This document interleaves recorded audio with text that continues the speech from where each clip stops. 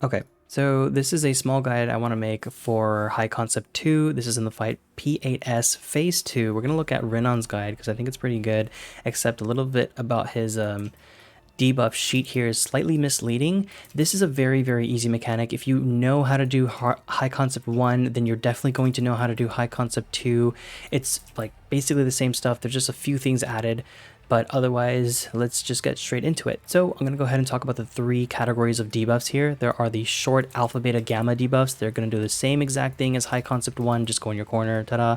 The long debuffs are going to be doing a little bit different stuff this time on top of their regular, go to the corner when it explodes kind of thing. And the unmarked people, this is new, you are just not going to have any debuff at all. And if you don't have any debuff, you're going to stack with the short alpha. And I have a little image here that I wanted to show really quick. Okay, so this is the image that I have, a screenshot from our prog. So there are going to be, as you can see, 3 short alpha, beta, gammas, and you're going to have the 3 long alpha, beta, gammas, and you're going to have the 2 people with no debuff. Okay, makes sense? Awesome. Now, here's the little trick, a little misleading thing. The people who have the long debuff, so as you can see, this is long debuff, this is long debuff, and this is a long debuff. One of those people isn't going to get a splice. So 2 people are going to get a splice as well as their long debuff. You have to look at both, okay? So if you get a long debuff, you might also get a splice.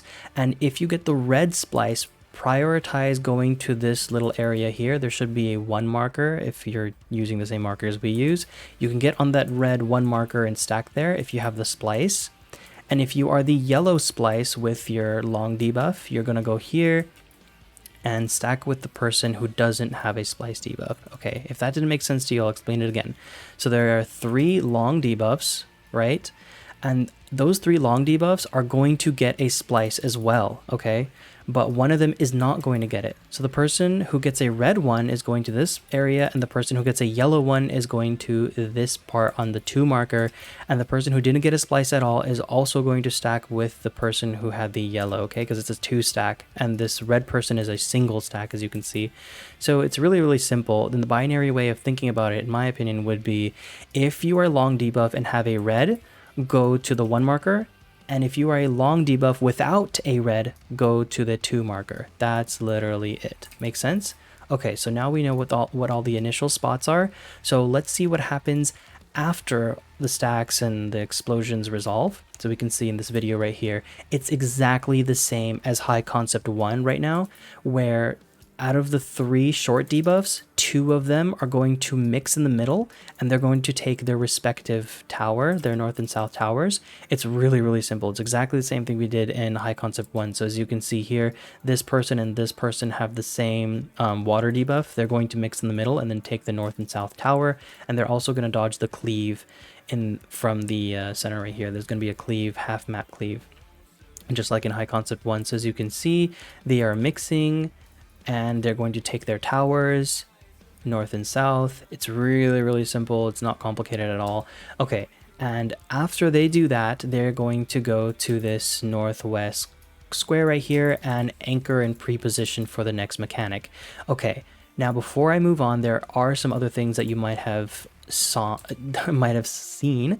So out of the 2 people who mixed, there's 1 person who obviously didn't mix. The same thing in High Concept 1, where after they dodge the cleave, this person who did not mix is going back to their corner. So in this case, they're going back to the corner B, and that's it. That's all they're going to do for now.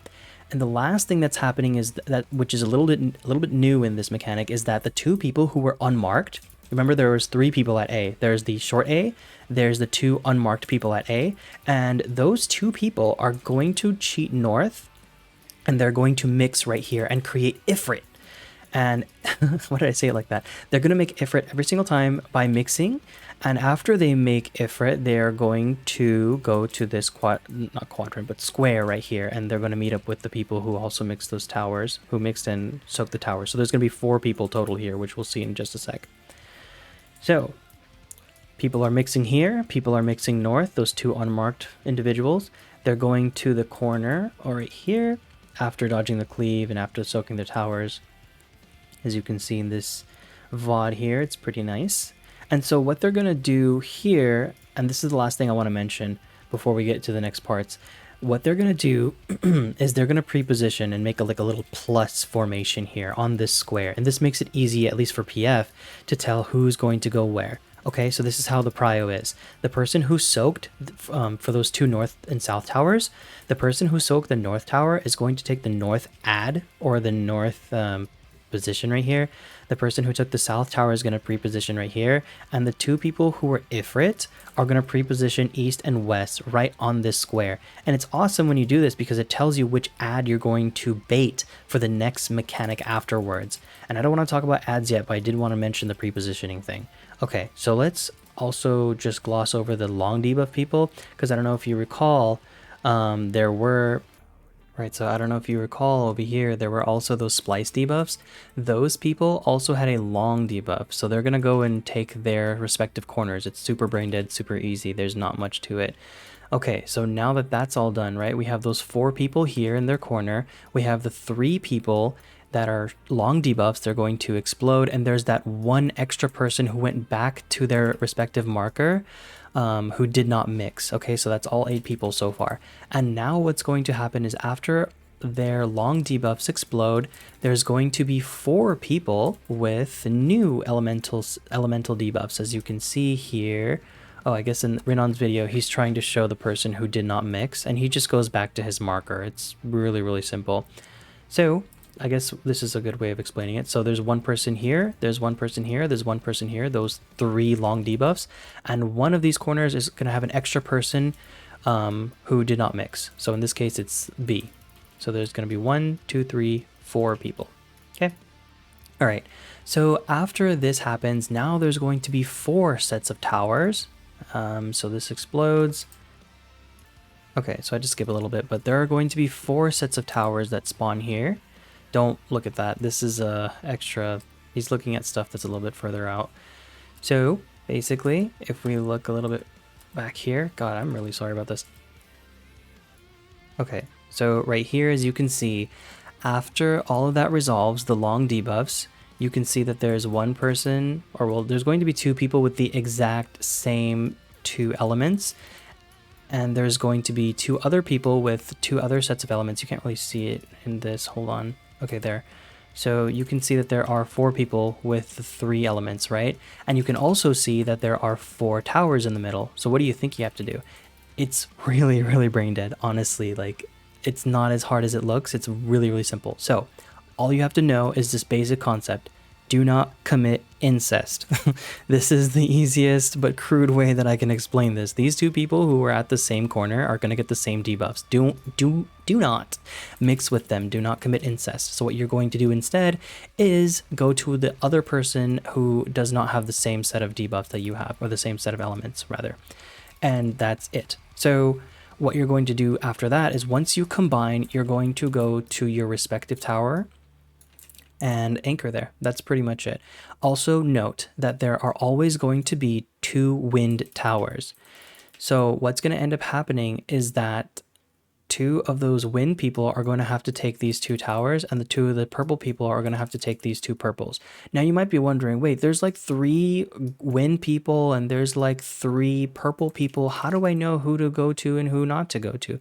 Trust me, this is way easier than you're making it out to be. It's not that hard. All you're going to do is get to a side here. So these 2 people are going to come right here on the west side, and these 2 people are going to come right here on the east side. They're going to anchor there, they're going to mix, and based on the color that they get, they're going to take their respective tower. It just ends up working out without any extra thinking at all whatsoever, so long as you do not commit incest, like I said before, and you don't mix with the person who has the same exact elements as you do, right? They have the same DNA. That's what we're calling it, incest, okay?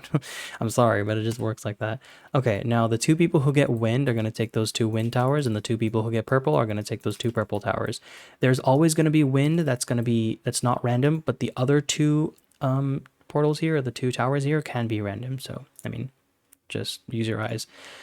And that's literally it for that part of the mechanic. There's going to be one more thing after this happens, but before we get into that, I want to talk about those beams that just showed up at the edge of the arena really quick. So let's see if we can get there. Okay, so like I said before, those people over here who mixed earlier are going to be prepositioning. And the reason why they're going to be prepositioning is because there's going to be ads spawning on the cardinals of the arena, in the middle of the cardinal. Okay, so northwest, east and west and south, there's going to be an ad there, and these 4 individuals are going to take and bait those ads so that the beams that they shoot out are not going to kill any other people. So it's really simple what they do, but they just have to make sure that there is a prio system. So what is a prio system exactly? Well, the 2 people who took those north and south towers initially, remember those 2 sets of towers, they're going to be taking the north and south ads respectively. I believe Rinon here took the north tower, so he's going to take the north ad. And this person here is going to take the south ad. So the Ifrits here, all they have to do is preposition to see which ones they're going to take east and west. So clearly this person's going west and this person's going east. So it's really simple in that regard. So let's see what exactly they do. There is some movement that you have to understand. So after this all happens, head to the center to get heals and shields if you need it. And make sure you go to the cardinal that we prepositioned for. And from there, there's going to be an ad waiting for you, and they're going to tether to you, and you're just going to have to move in a certain way in order to bait them properly. So I want you to see the way that he's baiting this. He's making an L movement. So he was on this marker, or I guess this square, and he moved like this and making an L formation, if you're, looking at it the way that I'm looking at it. But all you're going to do literally is once you're going to stand in the middle, right? And you're going to move 1 tile here. So I guess you're on this tile. You'll move 1 tile to the left from there, like looking this way, looking south. You're going to move 1 tile to the corner, and then you're going to move 1 tile in front of that marker, or sorry, that tile. Wow, I can't talk right now. But you're going to make this L movement here, and it's always a clockwise motion. But you're not going to make this super sharp, okay? The movement is actually important. If you just make a sharp turn here, it might not work out the way you expect it to. So what you have to do is kind of curve along this like edge right here, curve along it and get to this marker. And the reason why you're going to do this is because these ads are going to spawn a beam in a line, right?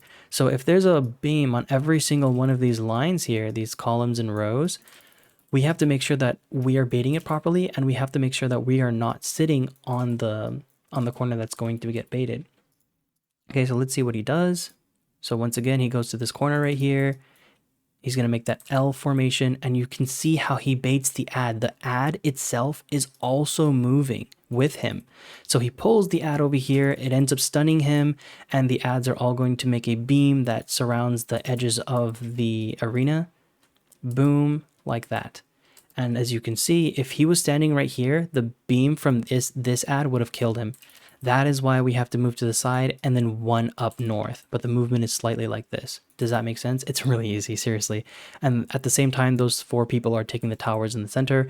And that's literally it for the major part of this mechanic. There's one small little thing afterwards that I need to make sure we look at. And it's literally just the Ifrits and the wind people will always be there, and they're going to have to merge. So they just kind of mix with each other to create Phoenix. This is the secret little mini game of this part of the phase.